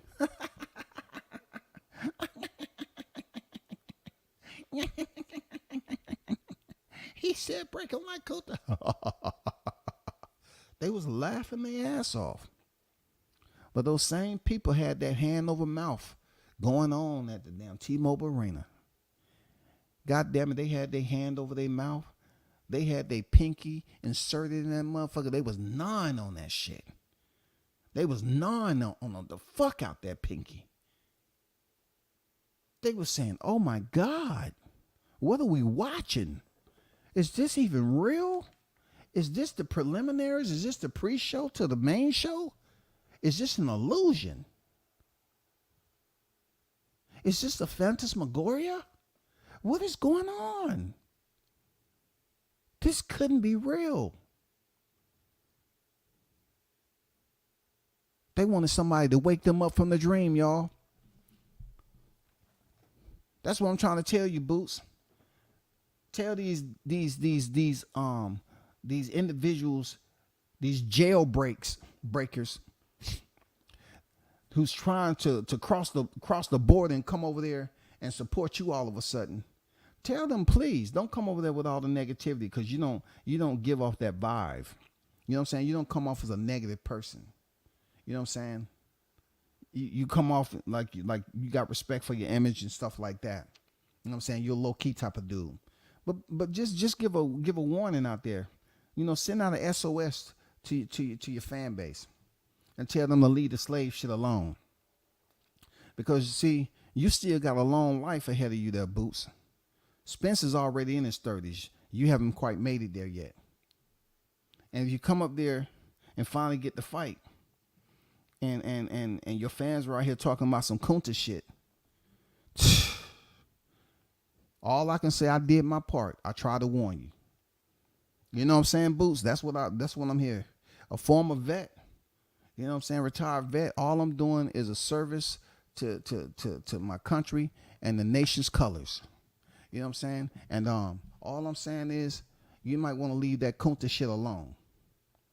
And tell your fans to shut the fuck up and then don't make it a poor representation of you. Because, you know, that shit that happened with Spence, it was too much, bro. It was too much. So that's all I'm saying. That's all I'm saying. This won't be the last time that I speak on the whole process, their Boots, about your journey, I believe, that you're trying to take. This won't be the last time I talk about it. I just want to keep it fresh in your memory, because you are a talent. You are a future superstar. I do believe that. But I don't see you being that star at 147 with Crawford on your resume. I don't see you beating him, bro. I don't see you beating him. You know what I'm saying? Not just based off your physicality. I'm saying boxing IQ. He's been in there with way more top elite opposition, and also his coach. You gotta take in respect that Crawford knows how to go and fight on the fly. He knows how to change up the tactics. You know what I'm saying? He knows how to improvise, adapt, and overcome. But the only thing, when it comes down to someone forcing Crawford into a dark area, a dead space that he haven't visited before, we haven't seen that shit. We haven't seen anyone take Crawford into an area so dark that he's having problems navigating himself up out of there and getting that momentum back from his opponent. And nobody's been able to do that yet. Nobody's been able to damn take him to the areas unknown. Nobody. Are you the one? Because if you plan on going in there, letting him fight in the light the whole fight, and you're going to be on the outside trying to use your speed and all that, bro, it's not going to work. So in closing, you Errol Spence fans, please don't go in here and pollute this man. Don't go over here and pollute this man. This is a good guy right here. But ultimately, Boots, you're gonna have to damn check these damn Crawford fans. I mean these Errol Spence fans that's coming over here, and they want to damn put you in the circus like they did Spence. Give them fair warning, big dog. They want to start talking about personal shit that has nothing to do with boxing. Take a look at these photos that I got up there. You know what I'm saying? That's a jab right there. That's a jab. That's a jab there, Boots. That's a jab. That's a hook. That's a hook. You understand me? This right here is what it took. It took a lot of them. Look, Boots. It took a lot out of them. He's like, shit. That's all I got to say. Let me get to this chat before I bounce. Let me say, what's going on, Bailey? What's good? The SPAC Fence team underestimated Bud and Bomac to the levels that they did. To me, it's one of the most surprising parts of the story. True words, Andrew. Shout out to Andrew Charles in the building. That is one of the most surprising parts of this story. They didn't give him the credit. He busy talking about what Bomac eating and stuff. They wanted to make fun of, Bomac's diet. But Bomac said, we can bump our gums all day. But at the end of the day, you ain't went up against me nor my staff, man. We've been here before. Sit back and let us show you how it's done. Joseph said, what's good, WCS being phony at the all-time high. Team Crawford stand up.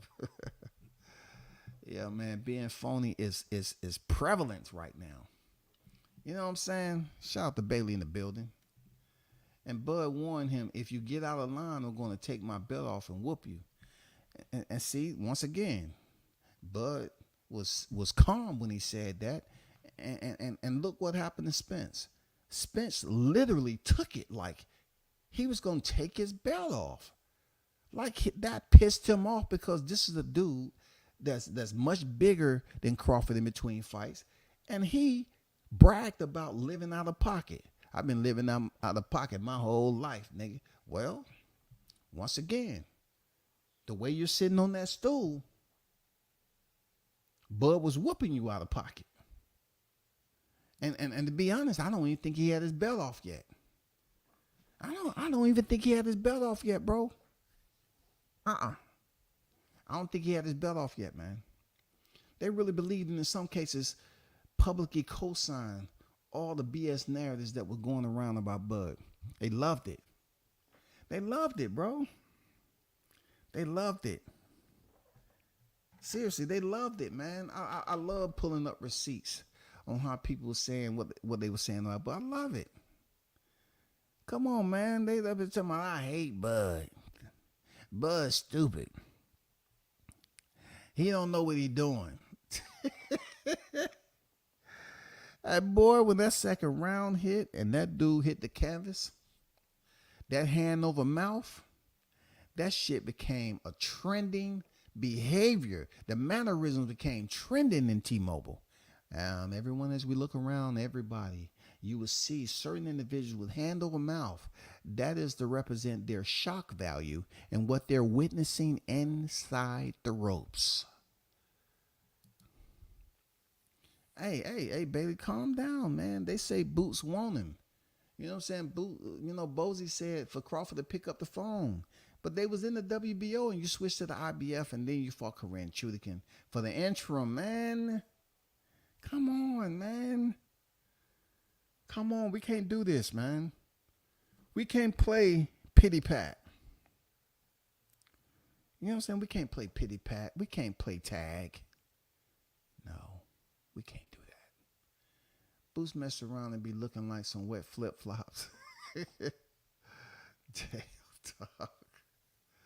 How you gonna turn some boots into wet flip-flops? I swear to God, man, how that shit gonna happen? Boy walked in that ring with two of Thor's hammers on July 29th. Didn't he? Come on, man. Come on, man. Who does this to a pound-for-pound fighter? Who does it? Like, I'm looking at Bud, right? And I look from this picture right here. Let's just look at the white lettering, right? So if you look at the white lettering on his waistband, it seems to still be the same white texture that it was when he walked in the ring. If you look at the top of Spence's shorts, it has a red film around the top of it that potentially may be the blood that was on his arm when he was resting in a sitting position. You know what I'm saying? Just look at the distortion of that punch right there. Come on, man. Buzz seen everything, bro. Feed Boots some contenders or some hot prospects. Boots need to do something besides talk about Crawford. Real talk. Real talk. Like, the way you're talking about Crawford, it's gotten to a point where people aren't taking it serious. You just doing it just to do it. It's not even, look, Teofimo Lopez talking about Crawford is getting more buzz than Boots. Because T.O. knows how to get someone to lean in and see if he's serious or not. And then the next shit he say, he's keeping it active. It's more people paying attention to what T.O. is saying at 140 than what Boots is saying about Crawford at 147. That's facts, bro. Get some title defenses, and even though his belt is really stolen Crawford's property, how dare you say that IBF belt is stolen? How dare you? How dare you say that belt is stolen, man? You're making me look ridiculous, and a man like me can't made to look ridiculous. Diddy is Diddy, ain't he? Not to mention that, you know, Joshua. I ain't gonna get in that. I'm gonna keep it on. I'm gonna keep it. I get on Diddy James later, man. Spence didn't activate my cataracts in open training. Hey, man, look, I guess cataracts never was a problem because Diddy James don't like looking at film. So what did he really need to use his eyes for? You know what I'm saying? He can pretty much see somebody that's a mere 3 feet in front of him. You know what I'm saying? I don't know. The man say he had the joints for a long time, but yet took no action. Come on, man. And y'all not checking him on that? You aerosexuals, you not even checking him on that? How y'all not gonna check your man for freaking, you know, wasting your time, my time, and a lot of other people's time, thinking this rematch is gonna get a date, and you come up there out of the wheelchair, go live, and don't say nothing to your fans, bro. Bo was in first gear and Spence stayed in reverse. Yeah, man, you ain't lying, Bailey. You know what I'm saying? You ain't lying about that, man. Spence was in reverse. Every now and then, he'll throw that motherfucking first. And goddamn Crawford fucked that clutch up.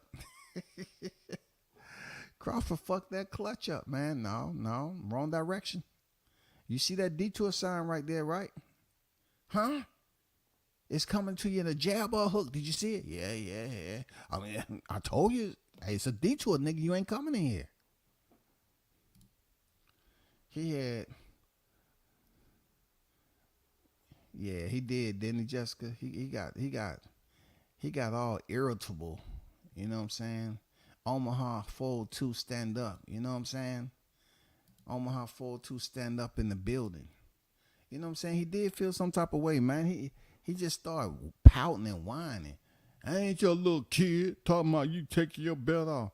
Man, just the fact that he allowed Crawford to say he was going to take his belt off and he got pissed. Just like when Crawford said, I'm going to stop you.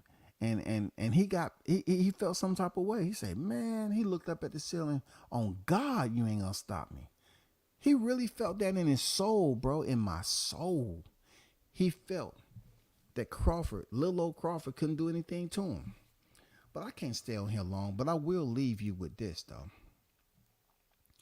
I will leave y'all with that. Okay?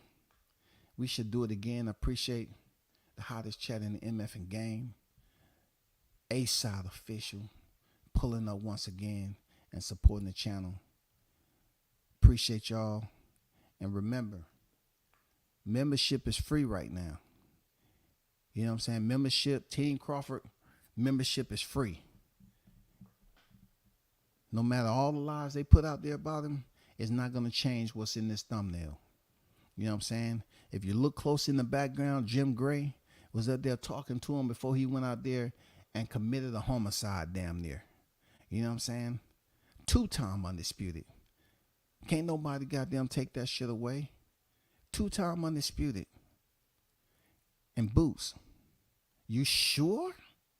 You sure? Are you trusting these people that's pushing you forward? You sure, dog? Are you sure? Be absolutely sure this is what you want. Peace. I'm out.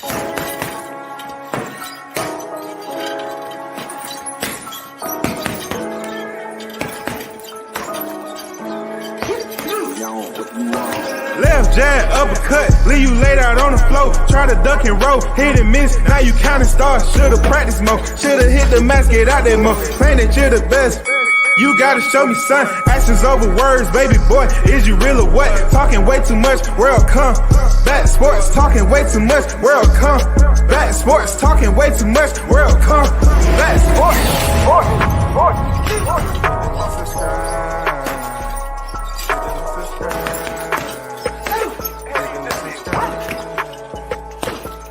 Subscribe.